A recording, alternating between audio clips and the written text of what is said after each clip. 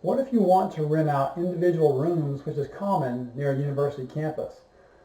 First, I'll give you the Cliff Notes version, then get into more detail. If you want to do this, don't have each roommate on their own lease. Instead, have one contract for the entire group, and they'll be called co-tenants.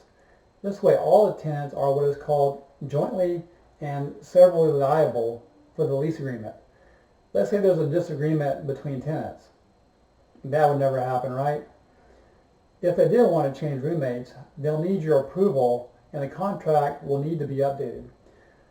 You can either draft an entirely new agreement or use the California Association of Apartments Change of Occupancy Addendum. If you do decide to rent to roommates, there's no standard form from the CAA that I'm aware of, so I would strongly recommend contacting a landlord-tenant attorney and getting a co-tenant lease done. Now, if you want more details, let's talk about some of the other considerations. Screening the co-tenants. The same general rules that apply to screening any applicant are applicable to screening co-tenants. You should screen each applicant that's 18 years or older and evaluate the applicants to determine whether they meet your screening criteria.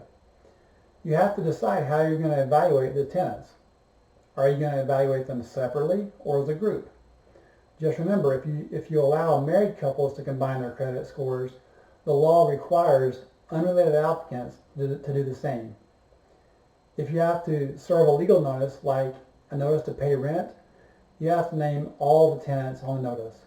This means it's very important that every person living in the unit be named on the lease. Everyone over 18 should be named as a tenant, and people under 18 should be named as an occupant.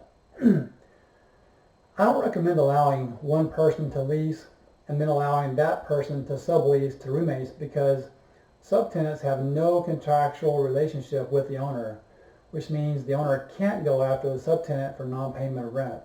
So, co-tenants yes, but subleasing no. What if the roommates came to an agreement among themselves on each roommate's share of the rent, but one roommate doesn't pay? The lease needs to stipulate that all co-tenants are responsible for the entire rent. This means if one roommate doesn't pay his share of the rent, the other co-tenants are responsible for the full amount of rent. When renting to roommates, handling the deposit can be tricky. What if one roommate moves out and wants their portion of the deposit? In a co-tenant lease, only one deposit is paid to all the tenants. California law says the deposit has to be paid within 21 days after the unit is returned to the owner. So obviously, if some of the roommates have not moved out, the unit has not been returned to the owner.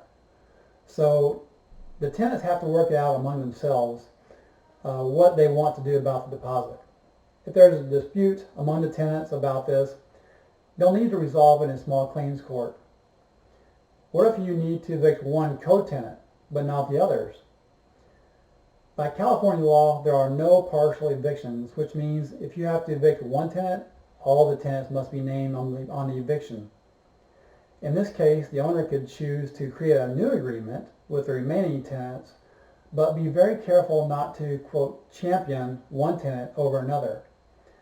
Deciding to lease to co-tenants can be very difficult.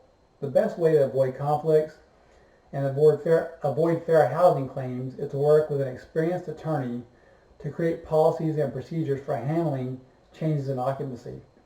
I would recommend contacting a firm a lot of California property managers use called KTS Law. Their website is kts-law.com. Thanks for watching. If you have any property management related questions, feel free to shoot me an email at guy@raintreepm.com. Thanks.